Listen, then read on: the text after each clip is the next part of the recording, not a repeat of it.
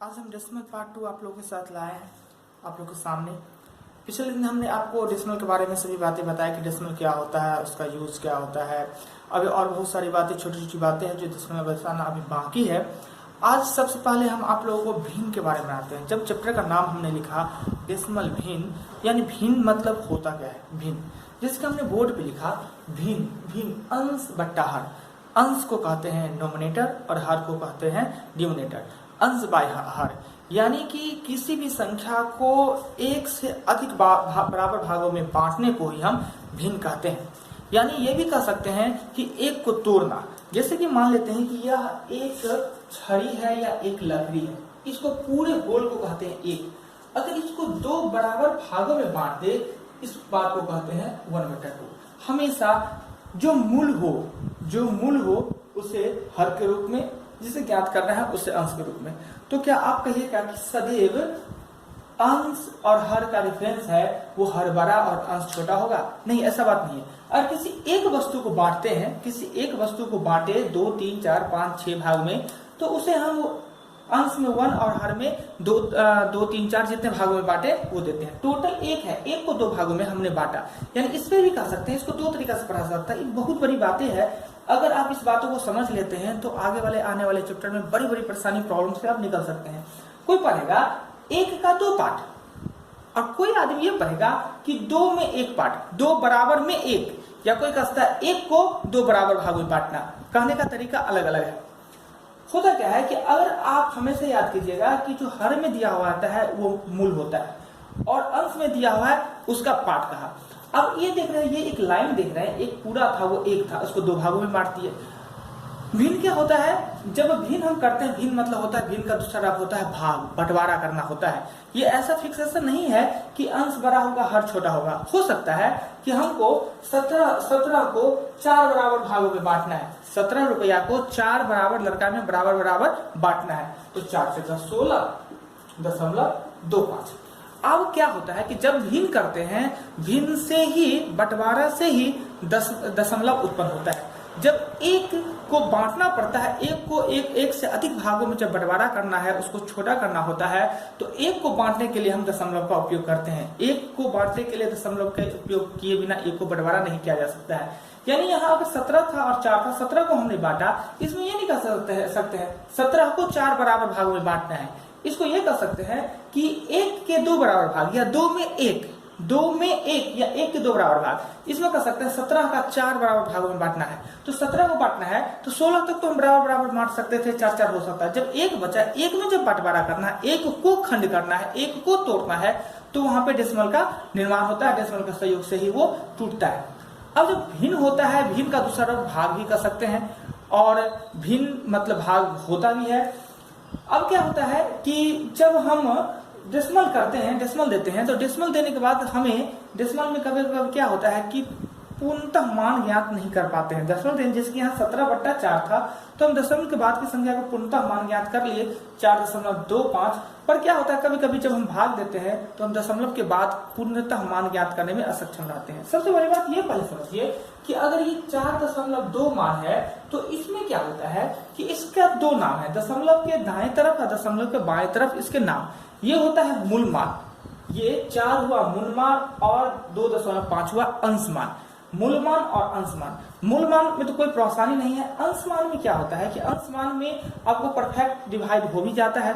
कभी कभी क्या होता है कि आप भाग दिए तो भाग देते ही रह जाइएगा। जैसे कि अगर आप 100 को 3 से भागा दे तो 33.333, यानी कि मूल मान तो फिक्स है, अंश मान है वो डॉट आता रह जाएगा और इसका कोई अंत होता नहीं है। इसके लिए यहाँ पे क्या होता है कि रैकरी का यहाँ पे जन्म होता है। रैकरी आता है। रैकरी आप लोग देखते हुएगा कि 3 प्रकार के रैकरी होते हैं। एक होते हैं बार रैकरी होते हैं, एक होता है अंश मान रैकरी होता है, एक होता है मूल मान रैकरी होता है। अंश मान रैकरी क्या होता है, मूल मान क्या रैकरी होता है, ये बात हम बताते हैं। रैकरी 3 प्रकार के होते हैं, वो भी बताते हैं। रैकरी काहे पैदा लेता है, जब ये डॉट आता रह जाए, इसका पूर्णतः मान निकालने में सक्षम नहीं होते हैं, तो यहीं से परमेय संख्या और अपरमेय संख्या का जन्म होता है। परमेय संख्या क्या होता है कि अगर नंबर सिस्टम का आपका क्लास चला हो, नंबर सिस्टम का वीडियो जो हमने बनाया और अपलोड नहीं कर पाए, पर हम फिर दोबारा नंबर सिस्टम का हम बनाएंगे, उसमें बताएंगे ये परमेय संख्या और परमेय संख्या। परमेय संख्या ऐसे आप लोग किताब में पढ़ते हैं, पुराने से PYQ के रूप में व्यक्त किया जा सकता है, जहाँ zero not equal nominator not equal 0 हो तो हम उसको परमेय संख्या कहते हैं। अगर PYQ के रूप में व्यक्त नहीं कर सकते हैं तो अपरमेय। बात सही कहता है PYQ के, यानी कि भिन्न के रूप में जिसे लिखा जा सकता है, भिन्न के रूप में लिखा जा सकता है, और हर के जगह पर अगर 0 ना हो तो उसे हम परमेय संख्या, जिसे भिन्न के रूप में नहीं लिखा जा सकता, अपरमेय।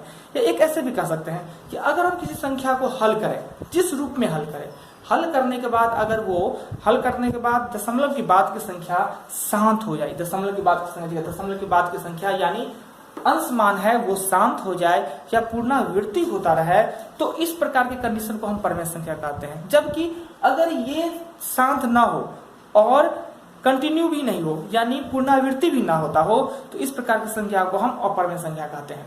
जैसे कि रूट में दी गई जितने भी संख्या था, जब रूट से हम उसको स्वतंत्र करते हैं और रूट के बाद जब हम करते हैं, जैसे रूट टू को निकालते हैं, यह एक अपरमेय संख्या। क्यों? जब रूट 2 को जब हम हल करते हैं तो दशमलव के बाद की संख्या न ही पुनरावृत्ति होता है न ही शांत होता है, अपरमेय संख्या कहते हैं। अब यहाँ पे आया, एक आता है पाई, और एक आता है 22/7। हम जानते हैं कि पाई का मान 22/7 होता है, पर पाई का परफेक्ट 100% राइट मान 22/7 नहीं होता है। ऐसा क्यों? तो देखिए, पाई है वो अपरिमेय है, और 22/7 है वो परिमेय। क्यों? कि अगर 22/7 को जब हल करते हैं, आप भाग देते हैं, कैलकुलेटर का यूज कीजिए, आप भाग भी दीजिएगा, तो 8वां लेटर के बाद वो शांत हो जाता है। दशमलव के बाद जो अंश मान होता है वो 8 लेटर के बाद शांत हो जाता है। परंतु पाई है अपरमेय संख्या है। पाई का आविष्कार क्यों हुआ? जब कोई भी ज्यामितीय आकृति जिसमें कि चाप का प्रयोग होता हो, जब उसका परिमिति, परिमाप या क्षेत्रफल कोई भी ज्ञात करने के लिए जब बड़े बड़े गणितज्ञ है वो सक्षम नहीं होते थे, तो उसके लिए एक जहाँ पे पूरी जगह पर फंस जाना होता था, वहाँ कोई रास्ता नहीं निकलता था, तो उस रास्ता को डिनोट करने के लिए, उसको फाइंड करने के लिए उन्होंने पाई का आविष्कार किया और इसका अंशतः मान 22/7 दिया। यानी जितने भी चाप से संबंधित क्वेश्चन हो वो सभी में पाई का यूज होता है। चाप जिसमें ना हो, ज्यामितीय आकृति ऐसे वर्ग भी है, आयत भी है, पर उसमें पाई का यूज हो जाने क्योंकि उसमें चाप का प्रयोग होता ही नहीं है। पर हम तो डेसिमल पे कहे जा रहे हैं, जब इस पे जाएंगे तो हम बताएंगे कि पाई क्या होता है, पाई का मतलब क्या होता है, ये सभी सारी बात जब एरिया पे जाएंगे तो हम इस बात को बताएंगे। तो यहाँ परमेय अपरमेय था, यानी आप सिंपल सा रखिए कि जब हम किसी भिन्न को हल करते हैं या किसी भी संख्या को हल करने के बाद दशमलव की बाद की संख्या, दशमलव जब भी आएगा जब भाग देंगे, बिना भागा तो दशमलव आता नहीं, जब आप भाग देंगे। अब देखिए, वर्गमूल बनाते हैं तो वर्गमूल भी भाग विधि से बनता है, गुणनखंड विधि से बनता है। यानी कि जब भी किसी संख्या को भाग दिया जाए और दशमलव की बाद की संख्या शांत हो जाए या पुनरावृत्ति होते रहे तो उसे परमेय कहते हैं। शांत ना हो और पुनरावृत्ति भी ना हो तो उसे हम अपरमेय संख्या कहते हैं। जैसे 100/3, 17/4 को हम परमेय कहेंगे। क्यों? क्योंकि दशमलव के बाद शांत हो गया और इसमें रैकरी का भी यूज नहीं होगा। और जबकि हम 100/3 दिए, ये भी परमेय संख्या है। क्यों परमेय संख्या है? दशमलव की बाद की संख्या है जो पुनरावृत्ति हो रहा है। अब देखिए, पुनरावृत्ति हो रहा है, डॉट जीवन भर उसको भाग देते रहे, आता रहेगा। तो इसके लिए क्या होता है कि जो संख्या बार-बार पुनरावृत्ति हो उसके लिए रैकरी का प्रयोग करते हैं। हमने रैकरी बताया 3 रैकरी, एक होता है बार रैकरी, एक होता है अंशमान रैकरी, एक होता है मूलमान रैकरी। अब बार रैकरी क्या होता है सो बताते हैं। जब हम बोर्ड मास बताए होंगे, किसी भी वीडियो में बोर्ड मास होगा, तो बोर्ड मास में B4 इससे बताया। पर बोर्ड मास होता क्या है इसके बारे में थोड़ा सा जान लीजिए। बोर्ड मास क्या होता है कि मैथ में होते हैं, मेरे हिसाब से अगर पूछिए तो फॉर्मूला जानते हैं, रूल जानते हैं, कंसेप्ट जानते हैं, और एक होता है नियम, रूल कहिए, नियम कहिए।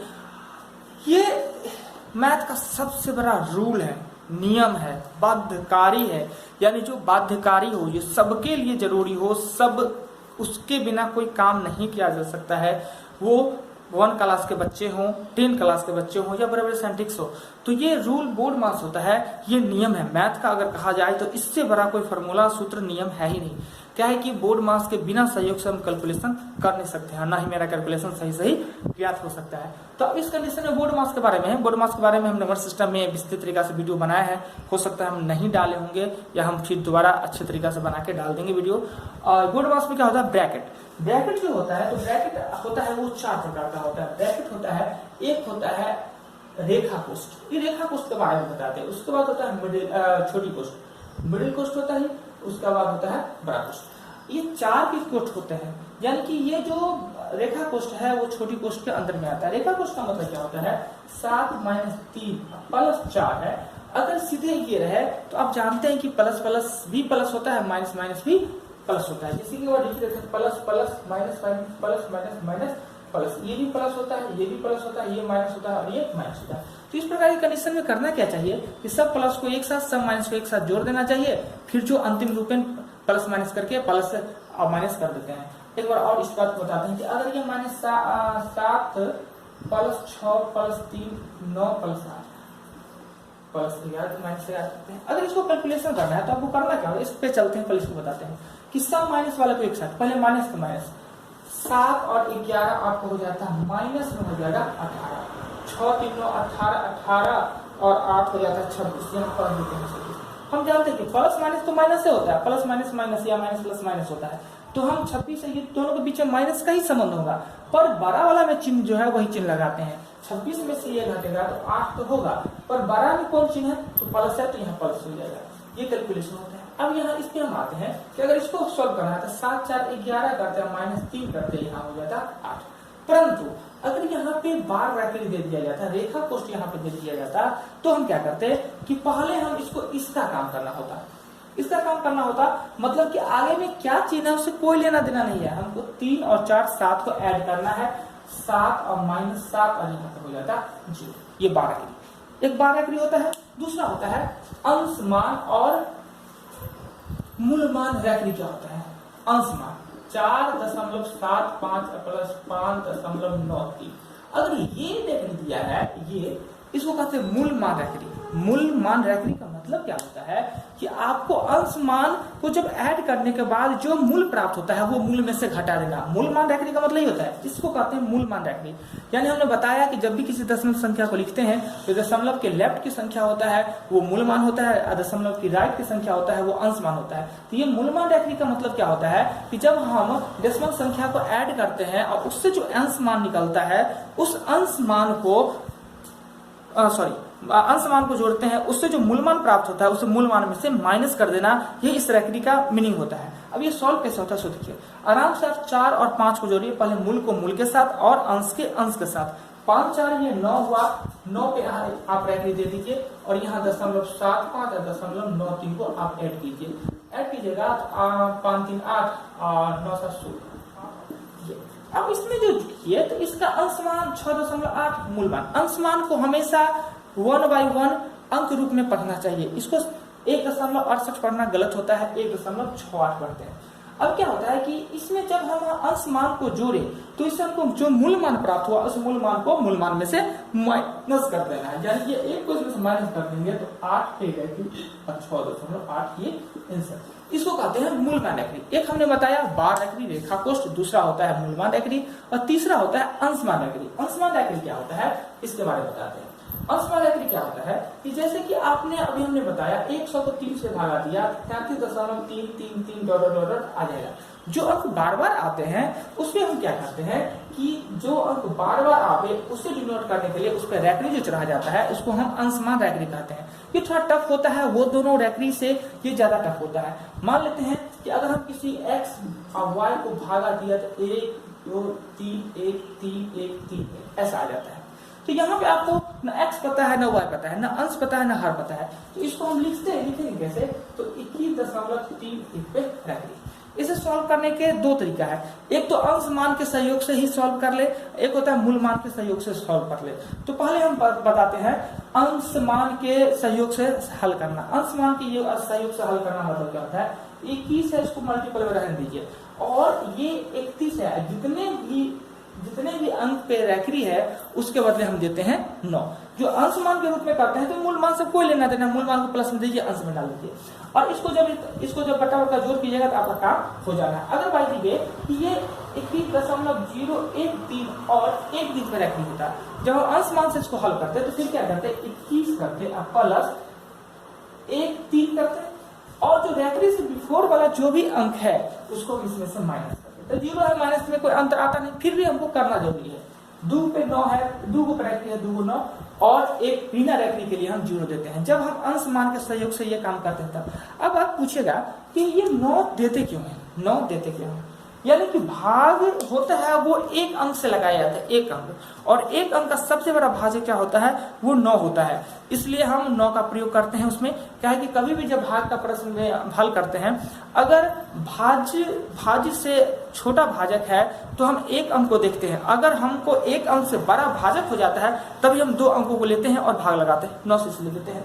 अब बताइए क्या इसमें क्या होगा कि इसको फिर क्या कर लेंगे, 21 प्लस 13 और 990 बट्टा बट्टा जोड़ कीजिएगा और आपको भिन्न प्राप्त हो जाएगा। वो अंश क्या है और हर क्या है। इस तरीका को हम कहते हैं या अंश मान सॉल्व करना, इसको कहते हैं। इसी को दूसरे तरीका से सॉल्व करने के लिए क्या कर सकते हैं, दूसरे तरीका से सॉल्व करें। मूलमान विधि क्या होता है, मूलमान विधि। मूलमान विधि में क्या होता है, टोटल को एक बार लिखिए, 21, 31 माइनस रैखनी से बिफोर जितने अंक है उसको घटा दें, और जितने पर रैखनी है उतने के लिए 9, 2 पे रैखनी है तो 2 9।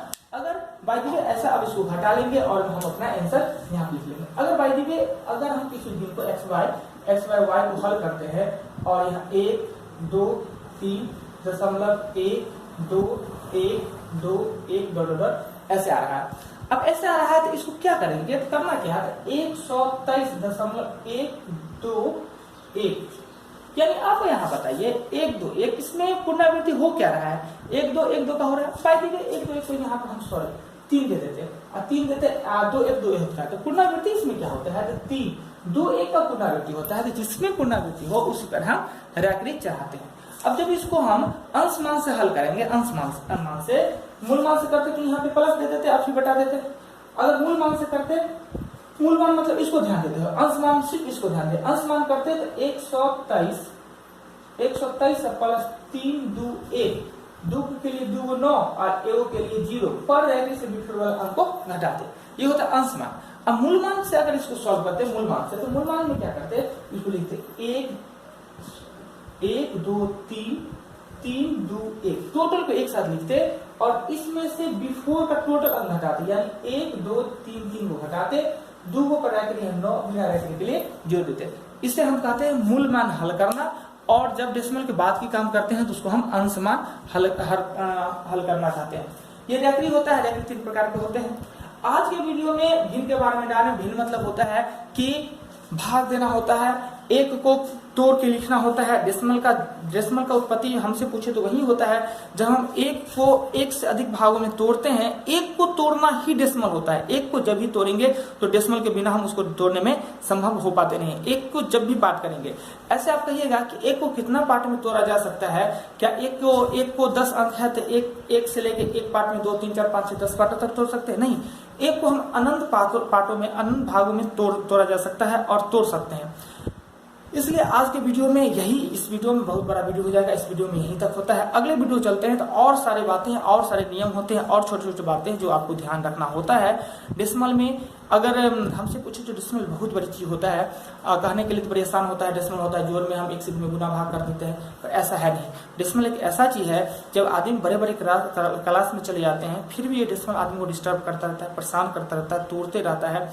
अब देखिएगा कि इतना छोटा बात है, कुछ हम बातें आपको बताएंगे कि लगेगा ये तो आपको आता है, पर वो जब आपके सामने में आवे तो आपको पता चलेगा कि ये क्या ऐसा भी होता है। तो वो हम अगले वीडियो में पार्ट 3 जब इसका हम बनाते हैं तो डालेंगे। आज के लिए यही, ये बड़ा वीडियो लगभग 19 मिनट का हो चुका है, तो आज यहीं पर रहने देते हैं। धन्यवाद।